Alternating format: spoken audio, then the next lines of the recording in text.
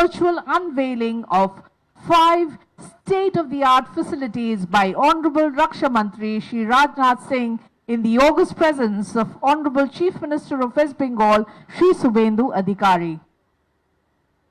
Imagine a powerhouse standalone shipyard on the eastern coast built to construct massive Supramax commercial vessels. Come, let's watch an inspiring video on the 2,500 crore mega project at Raichak that is set to position India as a global commercial shipbuilding hub.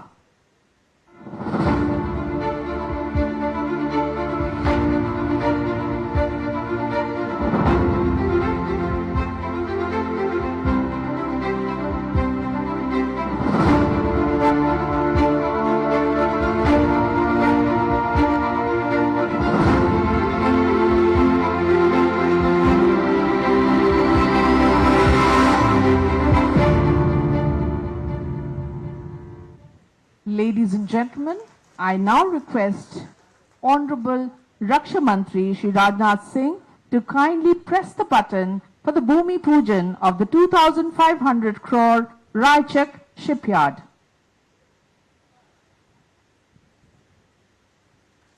देवियों और सज्जनों, यह भारतीय समुद्री शक्ति का एक ऐतिहासिक लम्हा है।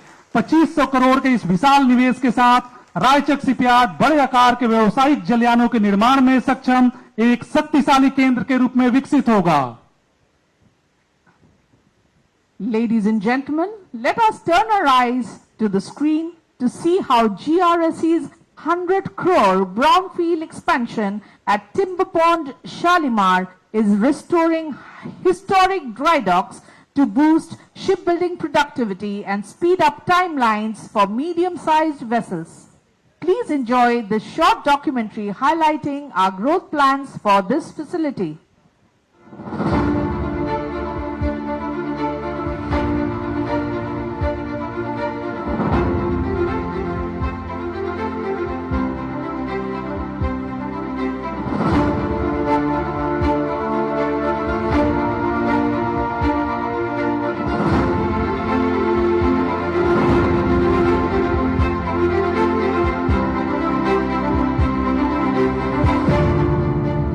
अब हम माननीय रक्षा मंत्री जी से विनम्र अनुरोध करते हैं कि 100 करोड़ के टिम्बर पॉन्ड शिप बिल्डिंग सुविधा के भूमि पूजन एवं फलक का अनावरण बटन दबाकर करें। Ladies and gentlemen, accelerating building timelines of medium-sized ships and empowering indigenous ship repair, Timber Pond restores heritage dry docks with cutting-edge gantry power, ensuring our fleet stays ready and undefeated. Ladies and gentlemen, kindly turn your attention to the screens for a quick glimpse of the Damodar shipbuilding facility, a 70 crore facility dedicated to constructing eco-friendly electric ferries and small ships for sustainable river transport.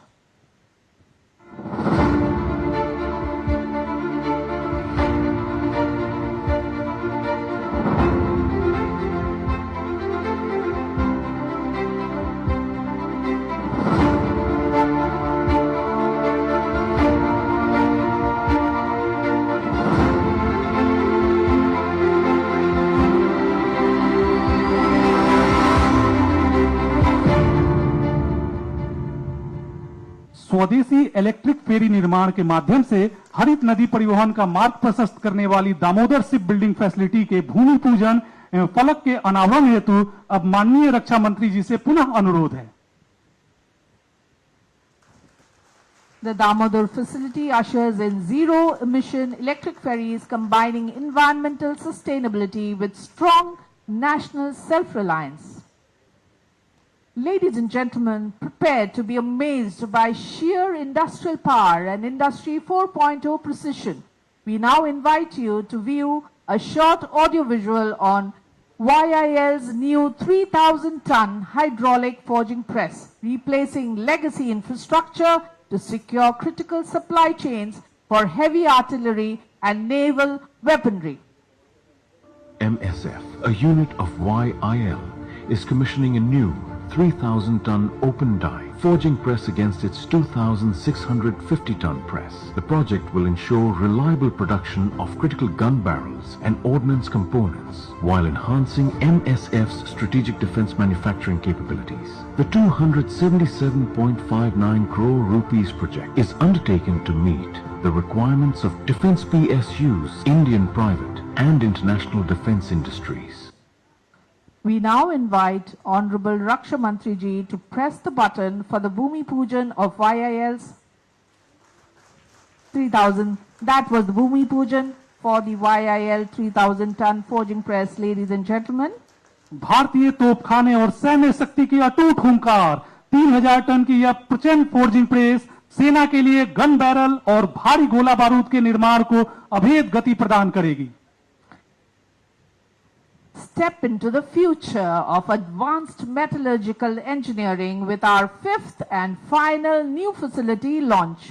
Watch how YIL's cutting-edge radial forging plant at Ishapur shall drive self-reliance by producing indigenous 155 mm artillery barrels, super alloy forgings and frontier defense equipment entirely on Indian soil. MSF, a unit of YIL, is establishing a new radial forging project to enhance indigenous production of defense gun barrels, forged aerial bomb bodies, and super alloy forgings. The facility will also manufacture 40,000 railway axles annually, reduce import dependence, and strengthen India's strategic manufacturing capabilities. This 473.84 crore rupees project is undertaken to meet the requirements of defense PSUs, railways and nuclear energy sectors. यंत्र India limited के radial forging plant के भूमि पूजन एवं फलक का अनावरण button दबाकर करने हेतु माननीय रक्षा मंत्री जी से पुनः विनम्र अनुरोध है. Ladies and gentlemen, forging the invincible shield of Indian defense armed with Industry 4.0 technology, this 473 crore radial forging plant shall make India completely self-reliant in super alloys, railway axles and strategic bomb hardware. Ladies and gentlemen, it is our privilege to have Shri Subendu Adhikari, Honorable Chief Minister of West Bengal, with us today. May I now request Honorable Chief Minister to address the August gathering on this occasion.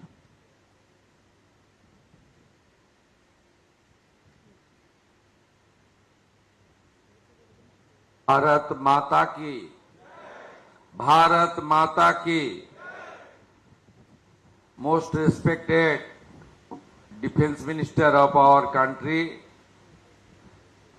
and personally my guardian, respected Rajnath Singh ji, please accept my best regards from the core of my heart. आपका आशीर्वाद पूरा मुझे मिला, इसलिए पश्चिम बंगाल का 11 करोड़ जनता का काम करने का मौका भी मुझे मिला. मैं मुख्यमंत्री होने का बाद दिल्ली में आपका कोठी में मुलाकात हुआ था. मैं आपका आशीर्वाद लिया.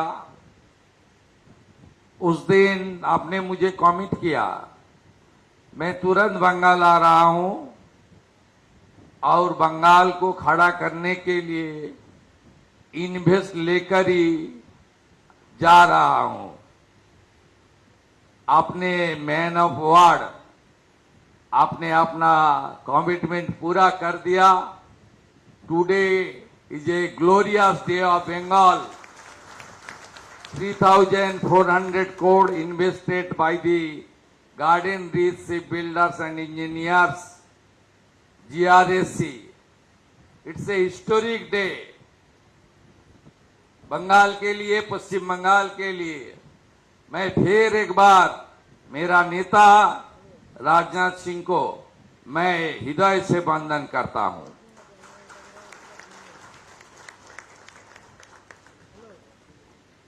The authority coming from the central government, हमारी भारत सरकार की सचिव हमारी जीआरएसी की आधिकारिक और पश्चिम बंगाल की मुख्य सचिव जी है, मैं सबको स्वागत करता हूं।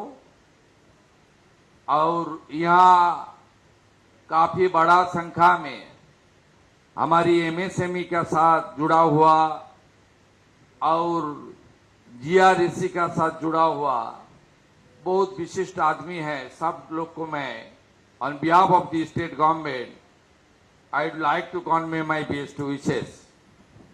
प्रेस मीडिया का पत्रकार भी है, सब लोग को ये आज बड़ा आनंद का दिन है।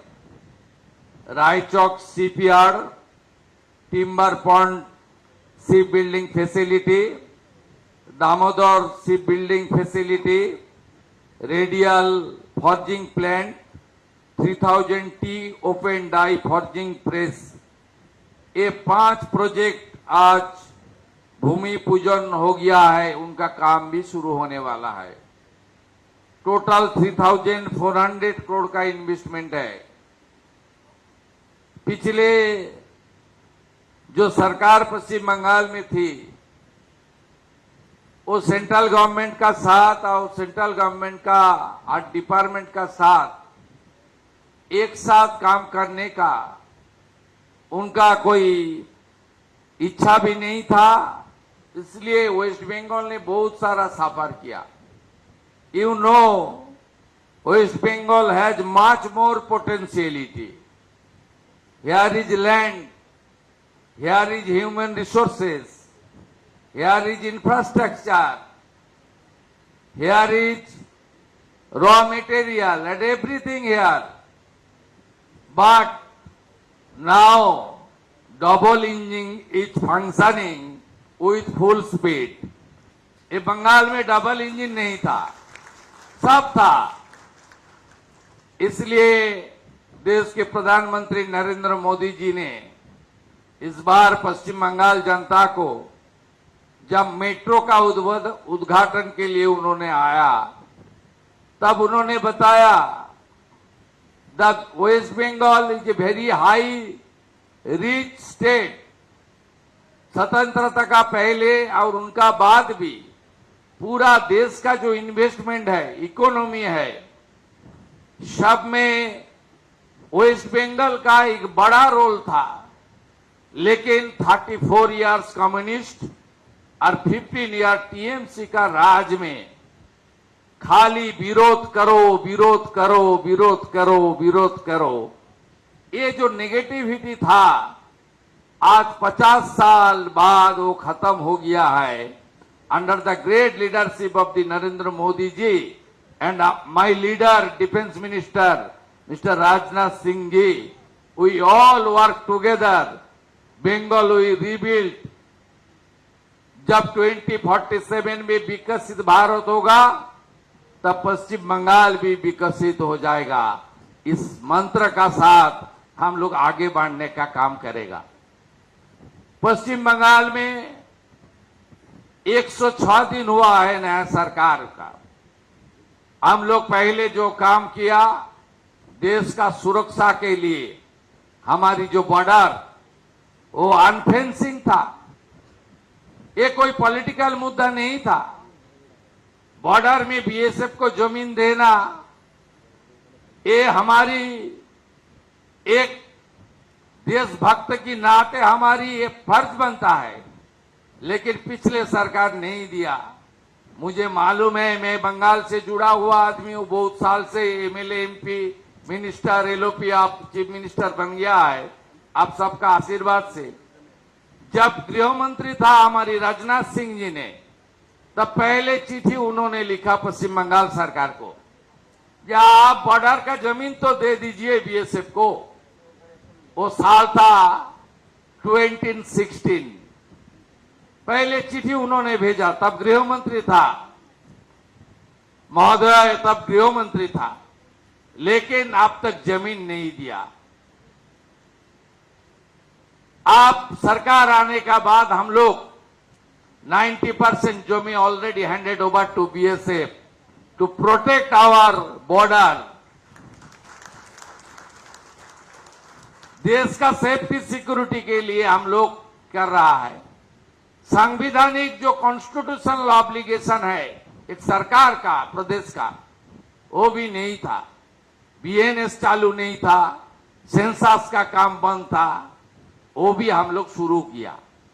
इन्वेस्टमेंट चाहिए, बंगाल को खड़ा करना चाहिए। बहुत बड़ा बेरोजगारी है।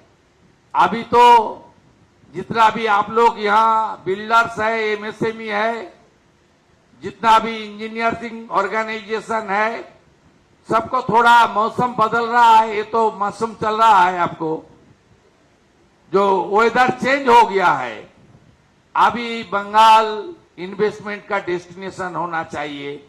मैं फिर एक बार राजनाथ सिंह जी को आभार प्रकट करता हूं। मैं उनको एयरपोर्ट से आते आते बताया आपका और भी कुछ काम बंगाल में करना पड़ेगा। उन्होंने मुझे कमिट कर दिया, आई विल डू एवरीथिंग।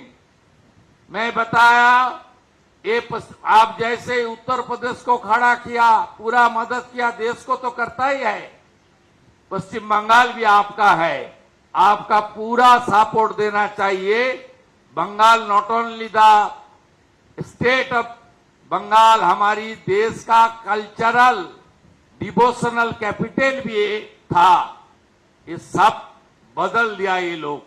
अभी बंगाल को पूरा खड़ा करने के लिए हम लोग एक साथ काम करेगा। I would like to committed to GRSE that we will work together. जमीन के लिए स्टेट गवर्नमेंट की ओर से जितना भी कोऑर्डिनेशन, कोऑपरेशन, हम लोग एक साथ काम करेगा। दो central government, state government, defence, हमारी प्रदेश सरकार एक साथ काम करके एक जीआरएसी इतना बड़ा अपॉर्चुनिटी है, इतना बड़ा लैंड इनका पास है। ये एक साथ हम काम करेगा तो यहाँ 3,400 नहीं, बहुत बड़ा इन्वेस्टमेंट आने वाला दिन में होने वाला है। मैं सबको फिर एक बार, पहली बार पश्चिम बंगाल का सीएम कोई प्रोग्राम में आया। ये बहुत दिन से garden rich ship builder engineer CM को तो बुलाता था, लेकिन सीएम नहीं आता था। पहली बार बहुत दिन के बाद सीएम ने आया सेंट्रल गवर्नमेंट का कोई प्रोग्राम में, इसलिए मुझे इनवाइट किया। मैं आप सबको नमस्कार करता हूं और मैं राजनाथ सिंह जी को फिर एक बार सैल्यूट करता हूं। उन्होंने ऑपरेशन सिंदूर में दिखा दिया उनका डिफेंस आर्मी कैसे हमारी देश से ब्रह्मोस से लेकर कैसे मुंह तोड़ जवाब हमारी जो एनिमी है देने के लिए किस तरीके से हम लोग खुद आगे बढ़ रहा है। देश कैसे डिफेंस सेक्टर में वर्ल्ड में लीडरशिप बन रहा है, पूरा वर्ल्ड देख रहा है। Under the inspiration of the prime minister, under the great leadership of the defence minister, we are now go adding. Swami Vivekananda का एक मंत्र है, चरैवती चरैवती। राजनाथ सिंह जी का नेतृत्व में डिफेंस चरैवती चरैवती जो मंत्र पर पूरा वर्ल्ड में आने वाला दिन में लीडरशिप देगा। इसी उम्मीद का साथ मैं मेरा बात यही खत्म करता हूं। जय Hind. On behalf of Garden Reach Shipbuilders and Engineers and Yantra India Limited, sir, thank you so much for your inspiring words. देवियों और सज्जनों, हमारे लिए यह अत्यंत गर्व और सम्मान की बात है कि हमारे बीच माननीय रक्षा मंत्री श्री राजनाथ सिंह जी स्वयं उपस्थित हैं। मैं पूरे आदर और सम्मान के साथ माननीय रक्षा मंत्री जी से विनम्र अनुरोध करता हूं कि वे कृपया इस विशिष्ट सभा को संबोधित करें।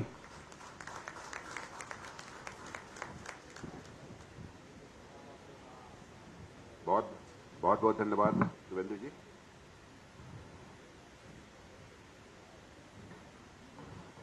श्री शिवेंदु जी अधिकारी, very dynamic Chief Minister of West Bengal.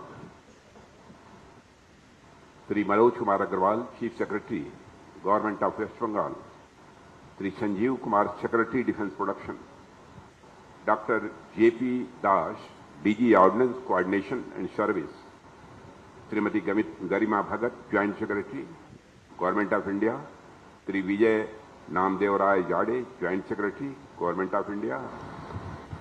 कहां पर यहां पर पीआर हरी है क्या? कहां है? ओह, कामाडोर पीआर हरी, रिटायर्ड नहीं बोलूंगा, mister Hari, you are retired but not tired. CMD-GRSC, Shri Vijay Kumar Iyer, director operations YIL and CMD additional charge, Bharat सरकार और पश्चिम बंगाल गवर्नमेंट के सारे ऑफिशियल्स, यंग एंटरप्रेन्योर्स, GREC और YIL के सभी कर्मचारीगण, मेरे मीडिया के मित्रों, देवियों और सज्जनों, आज बंगाल की धरती पर डिफेंस के 5 महत्वपूर्ण प्रोजेक्ट्स का भूमि पूजन और शिलान्यास हुआ है। इस अवसर पर सबसे पहले मैं आप सभी को अपनी तरफ से हार्दिक बधाई देता हूं। साथियों, आप जानते हैं कि बंगाल की हवा में एक नई खुशबू है। यह महक केवल बदलाव की नहीं है, बल्कि शुभेंदु अधिकारी के आने के बाद, इनके लीडरशिप में यहां गवर्नमेंट बनने के बाद मैं कह सकता हूं, यह केवल बदलाव की महक नहीं है, बल्कि यह महक है, विकास की महक है। यह यदि बदलाव है तो इन्वेस्टमेंट का बदलाव है, और यदि यह बदलाव है तो नई अपॉर्चुनिटीज का बदलाव है।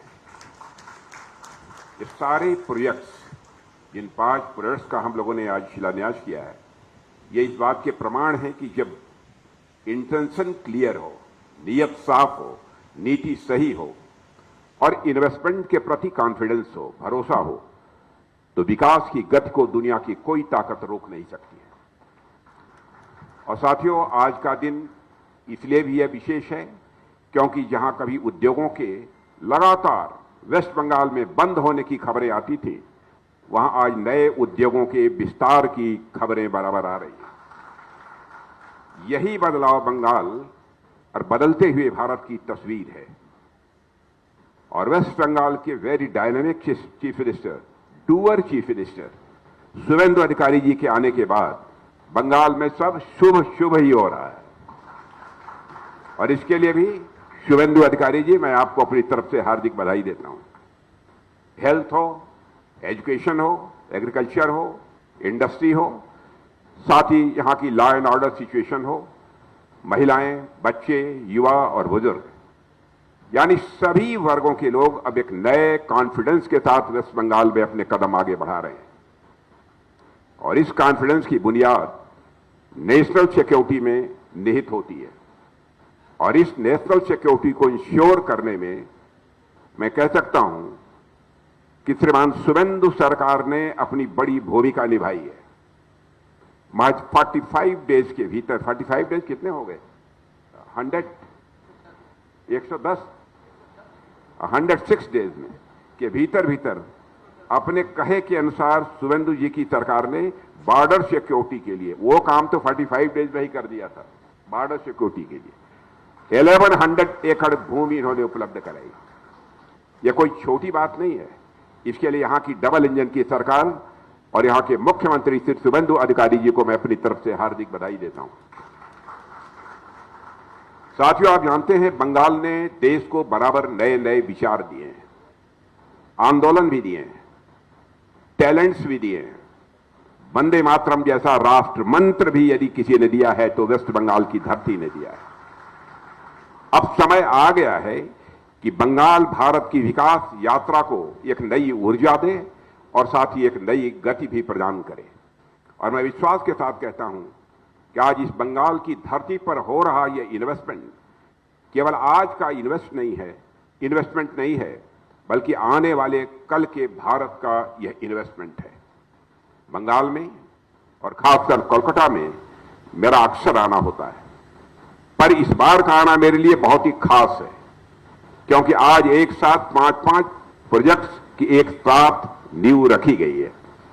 और आज का यह दिन केवल जीआरएसी नहीं बल्कि अब तो नवरत्न जीआरएसी, मैं गलती से जीआरएसी बोल गया, जब भी बोलना चाहिए नवरत्न जीआरएसी। यंत्र इंडिया लिमिटेड बंगाल के लिए नहीं बल्कि पूरे देश के लिए बेहद महत्वपूर्ण है और यह भूमि पूजन और शिलान्यास समारोह हमें हमारे विकसित भारत के संकल्प की ओर ठोस कदम बढ़ाने के लिए हम सभी को इंस्पायर भी करता है। साथियों, आज हम लगभग 3,500 करोड़ रुपए की लागत वाली 5 अत्यंत महत्वपूर्ण परियोजनाओं का भूमि पूजन और शिलान्यास किया है। इनमें जीआरएसी की 3 नई ship building facility, Raichak shipyard, timber pond Howrah ship building facility, Damodar complex ship building facility भी शामिल है। और इसके साथ ही यंत्र इंडिया लिमिटेड की 2 अत्याधुनिक मेटलर्जिकल फैसिलिटी, 3000 टन क्षमता वाली hydraulic open die forging press और रेडियल फोर्जिंग प्लांट का भी शिलान्यास हुआ है। और ये 5 प्रोजेक्ट्स हमारी आत्मनिर्भरता, मेक इन इंडिया और मेक फॉर द वर्ल्ड की भावना को बल देने वाली है। साथियों, बंगाल की धरती हमेशा से भारत के रेनेसांस यानी पुनर्जागरण, हार्डवर्क और नेशनलिज्म की मधुर भाव की बराबर साक्षी रही है यह पश्चिम बंगाल की धरती। और यह धरती किसी जमाने में इंडस्ट्रियल रिवॉल्यूशन का भारत के अंदर एक बहुत बड़ा केंद्र मानी जाती थी और आज फिर एक बार यह धरती नए इंडस्ट्रियल रिनासा की ओर अपने कदम आगे बढ़ा रही है।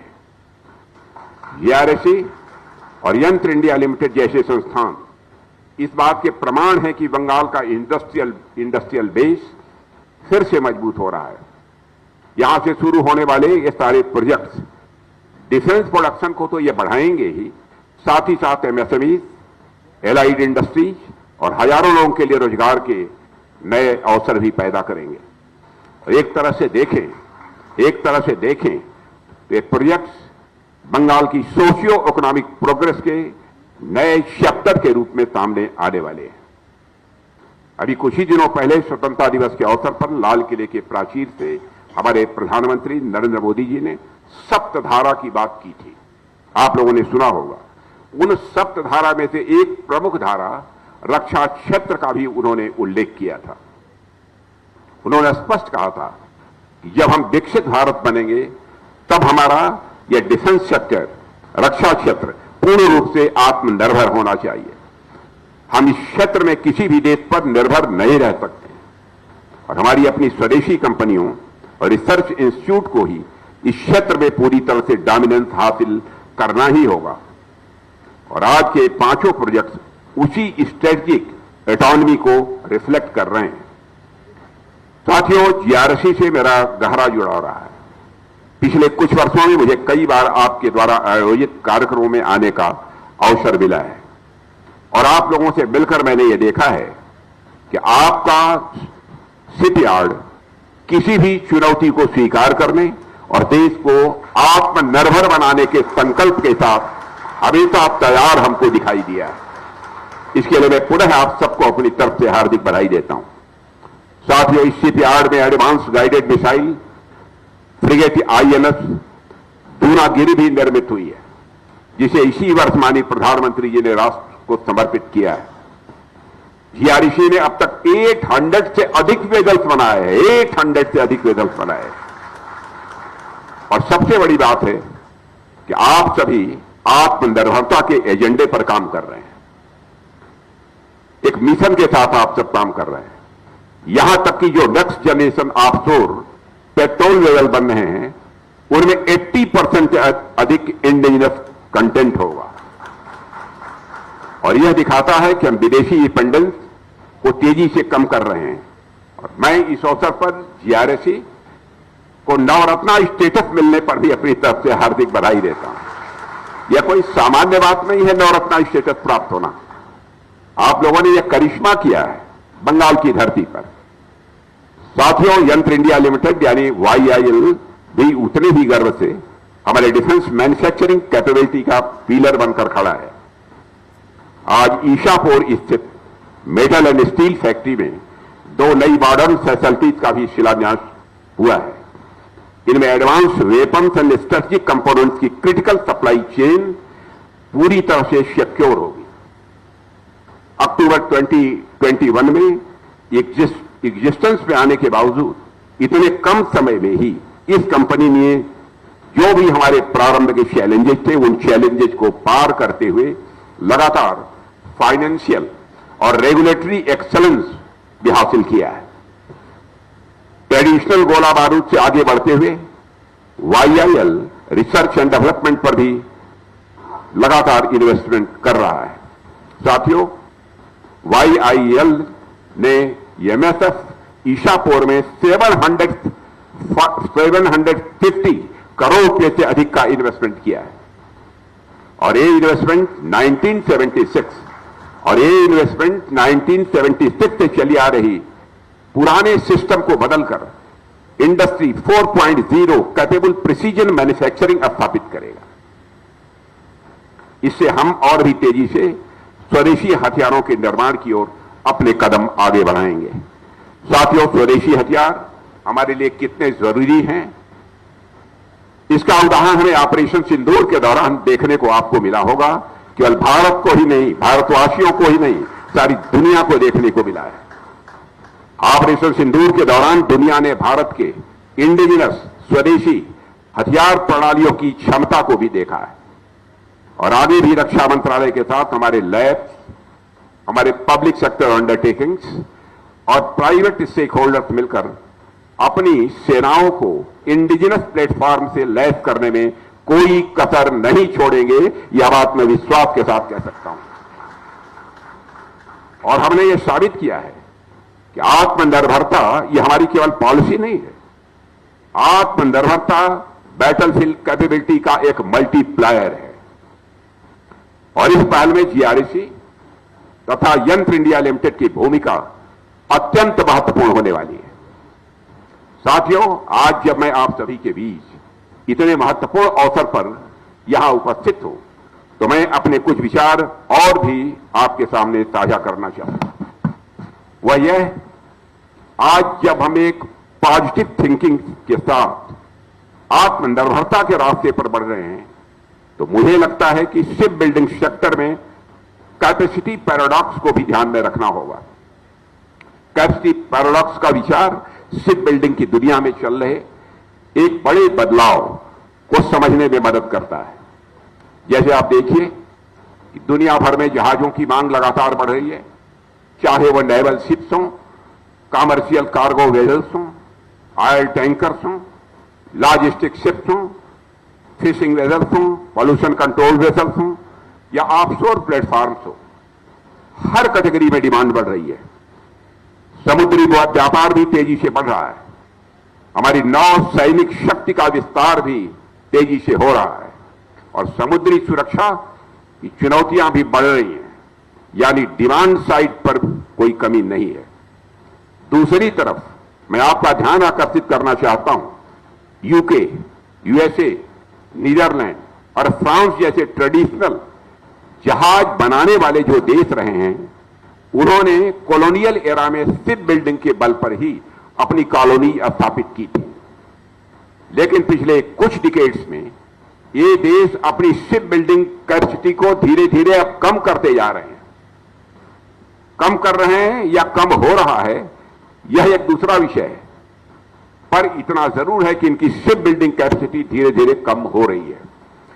इसके पीछे कई कारण हैं, जैसे लेबर कास्ट का बढ़ना, जो नौजवानों की यह पीढ़ी है इस क्षेत्र में उनका नए आना, नई फ्रंटियर टेक्नोलॉजी पर ध्यान केंद्रित करना और पुरानी शिप यार्ड का मॉडर्नाइजेशन न हो पाना।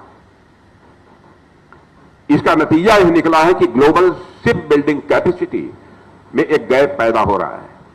और तीसरी और सबसे इंटरेस्टिंग बात यह है कि जहाज निर्माण में टेक्नोलॉजी इतनी तेजी से बदल रही है, जब तक एक जहाज डिजाइन और डेवलपमेंट का उसका काम पूरा होता है, तब तक कई टेक्नोलॉजीज आउटडेटेड हो चुकी होती हैं। एक छोटे जहाज को भी डिजाइन से लेकर डिलीवरी तक आने में 5 से 10 साल लग जाते हैं, आप जानते हैं। बड़े वारशिप या एडवांस कॉमर्शियल वेजल्स के मामले में तो 15 to 20 ईयर्स तक का समय लग जाता है। इस बीच propulsion systems, sensors weapons, automation, green fuel technology, सब कुछ काफी बदल जाता है। मतलब यह है कि जहाज बनने से पहले ही उसकी कुछ टेक्नोलॉजी पुरानी हो चुकी होती है। यह एक बहुत बड़ा चैलेंज है हम सबके सामने। साथियों, इन तीनों स्थितियों को यदि आप मिला दीजिए, बढ़ती डिमांड, घटती ट्रेडिशनल शिप बिल्डिंग कैपेसिटी और तेजी से बदलती टेक्नोलॉजी, जब इन तीनों को मिलाएंगे तो एक ग्लोबल शिप बिल्डिंग वैक्यूम पैदा हो रहा है, यह कहने में भी मुझे संकोच नहीं है। और यह वैक्यूम 3 क्षेत्रों में सबसे अधिक हमको देखने को मिल रहा है: डिजाइन में, मैन्युफैक्चरिंग में और मेंटेनेंस, रिपेयर एंड ओवरहॉल यानी एमआरओ में। और यही वह गोल्डन पीरियड है, इसे भारत कैप्चर कर सकता है। और मैं कहना चाहता हूं, आप लोगों के बल के आधार पर हम सब इसको कैप्चर करके ही रहेंगे। साथियों, पहली बात डिजाइन की करते हैं। ट्रेडिशनल शिप बिल्डिंग नेशंस के पास जो डिजाइन एक्सपर्टीज थी, आज आप जानते हैं कि वह धीरे धीरे कम हो रही है। नई पीढ़ी इस क्षेत्र में कम आ रही है। दूसरी तरफ भारत के पास नई पीढ़ी के इंजीनियर की बड़ी संख्या है। आईटी टैलेंट्स भी हमारे पास हैं। स्टिमुलेशन और आर्टिफिशियल इंटेलिजेंस कैपेबिलिटीज भी हमारे पास है। हम world class ship design hub बन सकते हैं। और हम सिर्फ दूसरों के डिजाइन पर जहाज न बनाएं, बल्कि खुद नए डिजाइन तैयार करें, पेटेंट्स भी करें और दुनिया को एक्सपोर्ट करें। और यह पूरी तरह से संभव है, डुएबल है, बशर्ते इस पर हम अपना ध्यान केंद्रित करें। दूसरी बात मैन्युफैक्चरिंग की आती है। खास बात यह है कि शिप बिल्डिंग मैन्युफैक्चरिंग के क्षेत्र में ऑटोमेशन का स्कोप कम है। कई developed countries labour intensive ship building से पीछे हट रही हैं, क्योंकि वहां लागत बहुत बढ़ गई है और स्किल्ड वर्क फोर्स की भी वहां पर कमी है। हमारे पास इसके विपरीत स्थिति है। हमारे पास विशाल स्किल्ड वर्कफोर्स भी है, स्टील इंडस्ट्री है, हमारे पास एमएसएमई बेस भी है और अब नई टेक्नोलॉजी अपनाने की हमारे पास विल पावर भी है।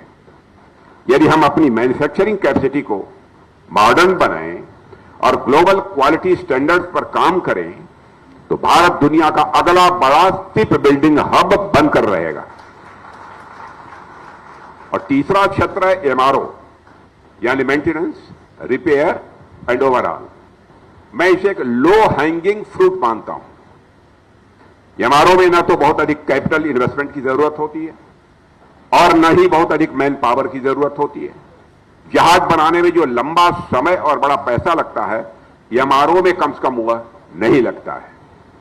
बस क्वालिटी, डिसिप्लिन और रिलायबल टाइमलाइन की जरूरत होती है। यदि हम इंडियन ओशन रीजन में शिप रिपेयर और ओवरहॉल का हब बन जाएं, तो फॉरेन एक्सचेंज की बचत के साथ साथ हम हजारों की संख्या में रोजगार भी, एम्प्लॉयमेंट अपॉर्चुनिटीज भी पैदा कर सकते हैं। आज भी हमारे बनाए वारशिप्स दुनिया के कॉन्फ्लिक्ट रीजन से होकर हमारी एनर्जी सप्लाई को सुरक्षित रखने में मदद कर रहे हैं। लेकिन एमआरओ के क्षेत्र में हम और भी बहुत कुछ कर सकते हैं, यह हमारी क्षमता है। मैं चाहता हूं कि जीआरएसी इस दिशा में विचार करे और जीआरएसी इस दिशा में भी अपने कदम आगे बढ़ाए। हालांकि आप सब पहले से इस दिशा में प्रयास कर रहे हैं, लेकिन अब हमें इन प्रयासों को गति देनी होगी और हमें अपने इन प्रयासों में तेजी लानी होगी। साथियों, आज का यह अवसर केवल कुछ इंफ्रास्ट्रक्चर प्रोजेक्ट्स का एक्सपेंशन ही नहीं है, यह ग्लोबल वैक्यूम को भरने की दिशा में एक स्ट्रेटेजिक स्टेप है। जीआरएसी की रायशक फैसिलिटी आपको 200 मीटर लंबे वारशिप बनाने की क्षमता देगी। इससे आप अगली पीढ़ी के डिस्ट्रॉयर्स के लिए भी बिड कर सकेंगे, जिन्हें नेवी भविष्य में बनाने की योजना भी बना रही है। टिम्बर पॉन्ड, हावड़ा और दामोदर कॉम्प्लेक्स की फैसिलिटीज भी जहाज निर्माण को की पूरी वैल्यू चेन को मजबूत करेगी। और साथियों, यंत्र इंडिया लिमिटेड की दोनों फोर्जिंग फैसिलिटीज भारी तोपों, नेवल वेपन्स और एडवांस डिफेंस इक्विपमेंट के लिए हाई क्वालिटी मेटल्स भी तैयार करेंगी। इससे हमारे नेवी की ऑपरेशनल रेडीनेस और मैरीटाइम फायर पावर को भी सीधा बल मिलेगा। आप लोग जानते हैं कि हमारे यहां पारस पत्थर की कल्पना की गई है। पारस पत्थर वह होता है कि जिस भी धातु को छू दे वह मेटल सोना बन जाता है। सुना होगा आपने। YIL भी मैं समझता हूं कि हमारे लिए वह पारस पत्थर ही है। आपके संपर्क में भी जो मेटल आ जाता है, आपके संपर्क में भी जो मेटल आ जाता है, अंततः वह भी सोने से कम नहीं है। आपकी मेटलर्जिकल टेक्निक्स एवं फोर्जिंग टेक्निक्स द्वारा तैयार किया गया है आयरन एवं एल्यूमिनियम का मिलिट्री ग्रेड मेटल के रूप में विकसित होता है, जिसकी कीमत सोने से भी कहीं अधिक होती है।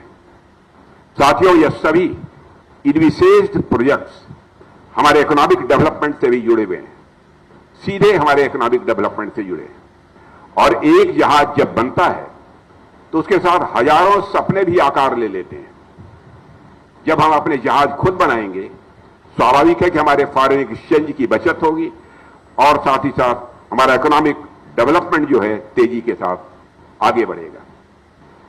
साथियों, जहाज निर्माण से इंडस्ट्रियल डेवलपमेंट होगा, MSMEs को बढ़ावा मिलेगा ही मिलेगा और बड़ी संख्या में डायरेक्ट और इनडायरेक्ट जॉब अपॉर्चुनिटीज भी क्रिएट होंगी। यह बंगाल के लिए और भी महत्वपूर्ण है, क्योंकि यहां की अर्थव्यवस्था, यहां की इकॉनमी को अब एक नई गति की आवश्यकता है।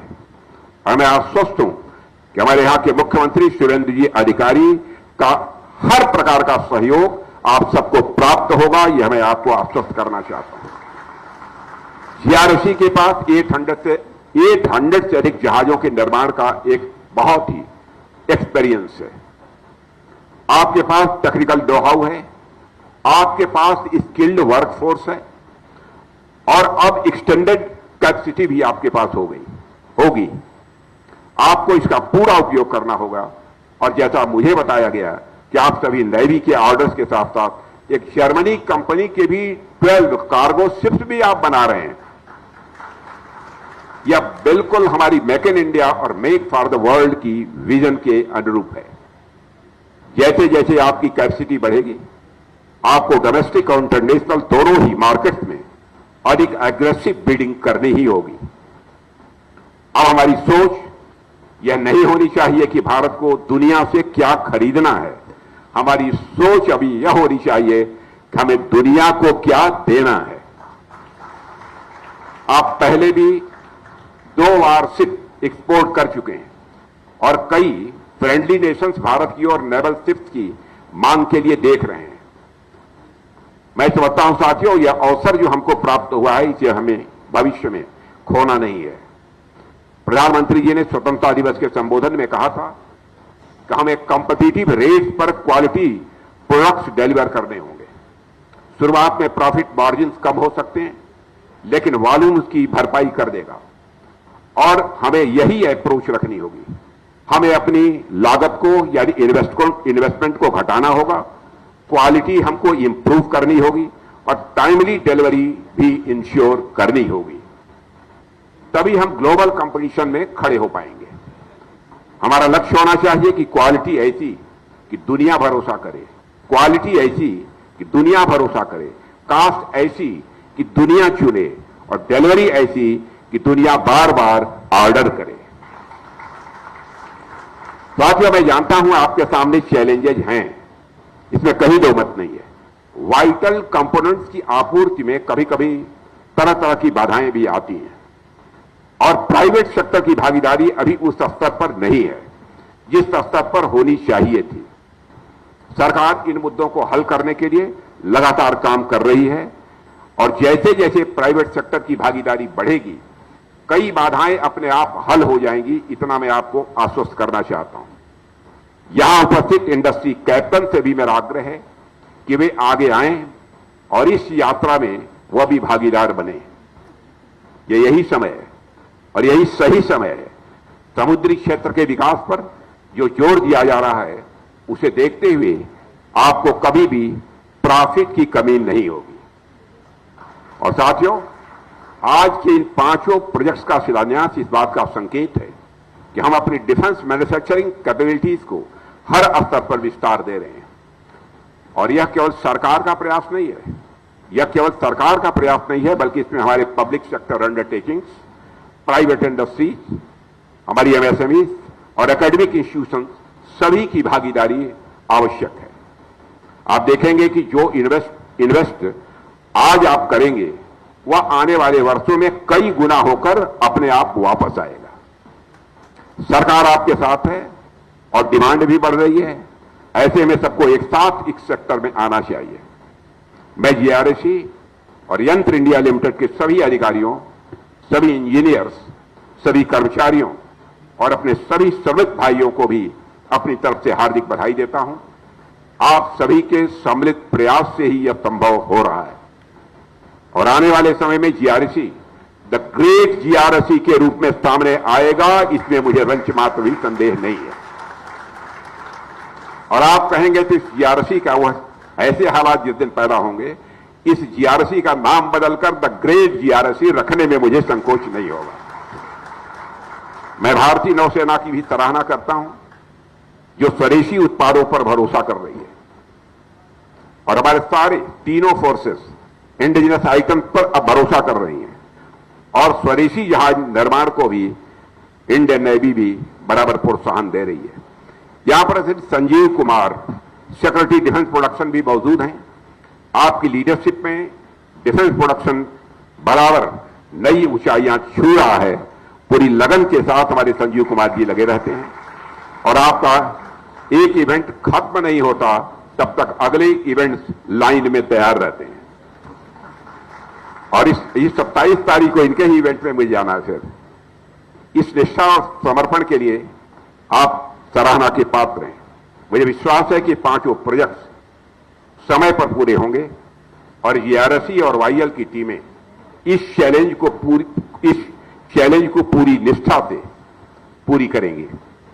मुझे पूरा भी भरोसा है कि आप सभी लोग मिलजुल कर इस यात्रा को सफल बनाएंगे। अंत में एक बार फिर इस आयोजन के लिए आप सभी को हार्दिक शुभकामनाएं देता हूं और अपनी बात यहीं समाप्त करता हूं। आप सबको बहुत बहुत धन्यवाद। आपके इन प्रेरणादायी शब्दों के लिए हार्दिक धन्यवाद sir. May I now request CMD GRSC to honor Honorable Raksha Mantri Shri Rajnath Singh ji.